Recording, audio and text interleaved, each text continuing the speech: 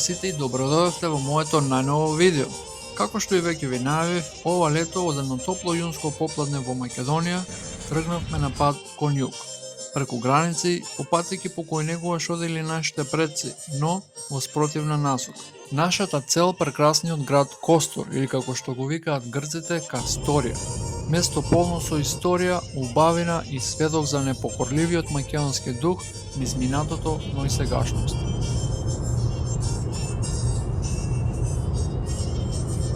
Патот до Костур води низ ридови и рамнини, преку границата во денешна Северна Грција, или како што ние се ја знаеме низ најубавите предели на Егејска Македонија. Конечно возам километар по километар по пределите каде некогаш живееле моите предци, приказната што ја знаеме од нашите баби и дедовци, но ретко сме ја виделе со сопствени очи. Кукуш, Енидже Вардарско, Кожани, па излезот кон Костур. Сето тоа го поминавме по овој прекрасен автопат за некаде околу 3-4 часа. И тогаш пред нас се појави Костур. А Костур всушност е сместена полуостров, обвиен од мирните води на Костурското езеро и опколен со зелени ридови. Град познат во целиот свет по трговијата со крзно, но за нас македонците, тоа е местото кому е посветена една од моите умилени песни, Мори чупи Костурчанки. Но дали знаете дека од Костур потекнува и најстарата запишана македонска народна песна на костурски дијалект, дури од 16 век, викана "Тако ти бога девојко" и издадена во книгата Македонската лексика од 16 век, со првите неколку стихови. Тако ти бога девојко, как те зовет на име? О, друшколе, жив ти очи, ходи овамо, зарви ме. Твоето ти целивање ти се молам, дарви ме. Што си лепа, што си бела, што те љубам, девојко. Ако досега Костур не ви залича на Охрид и Охридското езеро, дозволете да ви ја представам архитектурата во стариот дел од Костур, која речиси и да не се разликува од оние препознатливи охридски куќи од кои правевме макети во училиштето. Вековни камени куќи со дрвени чардаци, тесни калдармисани улички.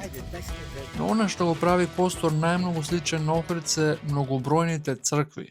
Тука има повеќе од 70 цркви, изградени од 9 до 15 век. Тие се сведоци на златниот византиски период и на упорноста на македонскиот народ. Богатите трговци и занаетчи граделе мали храмови, не само за верата, туку и како семејни задушници, се со цел да ги зачуваат своите близки. Кој ќе подигнеше црква или параклис во својот двор и ќе го посветеше на Бога како задужбина, имотот стануваше црковен. А црковен имот османлиите ретко го одземоа, ми раскажува мојот пријател од Костур. Така, многу семејства успеале да го зачуваат својот имот и името на своите предци, токму преку овие свети градби.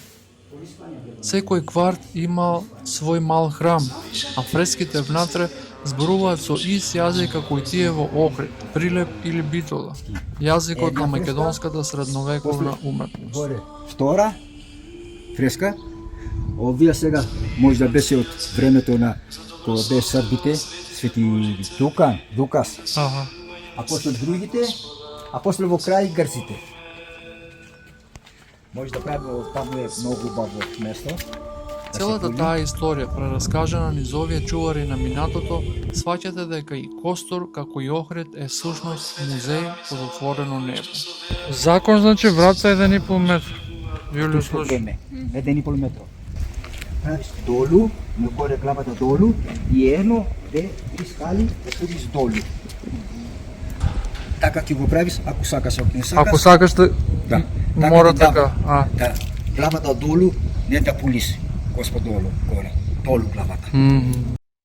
Откако ја чувте историјата на шеријатските прописи за христијаните во османлискиот период, дека влезот на црквите бил до максимум 1,5 метар, за да луѓето се веднати да ги потсетува на нивната подчинетост и дека верата им е дозволена само по милоста на султанот, мојот пријател Гоце ми раскажа уште две интересни легенди поврзани со црквата Свети Атанасиј.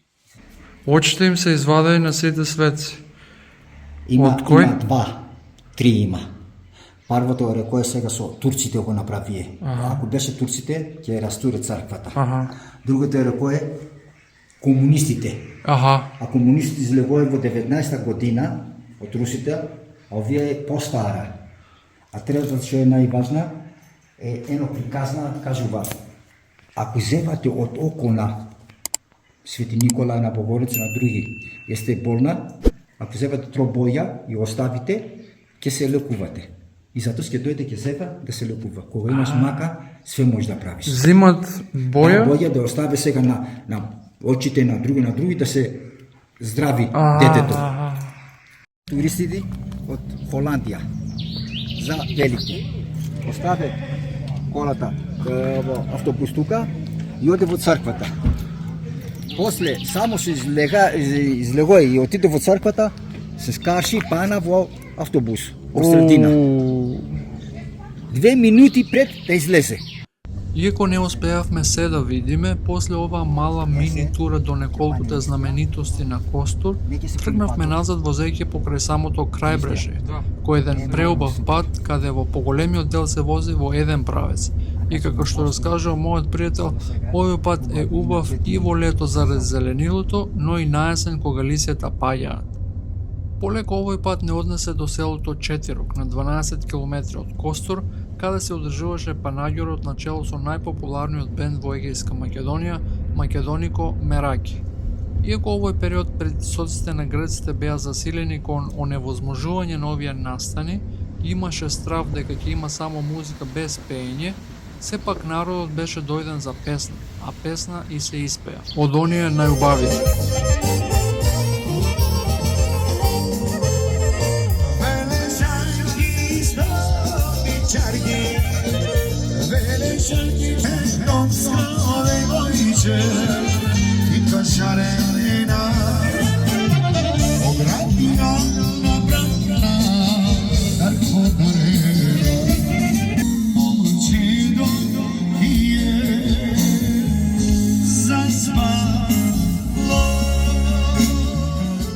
Тоа е многу повеќе гледате во наредните недели, а почитувани пријатели, доколку ви се допадна оваа репортажа од Костур, ставете лайк и споделете го видеото, а во коментари би сакал да видам што најмногу ви остави впечаток и дали би сакале да видите повеќе вакви видеа.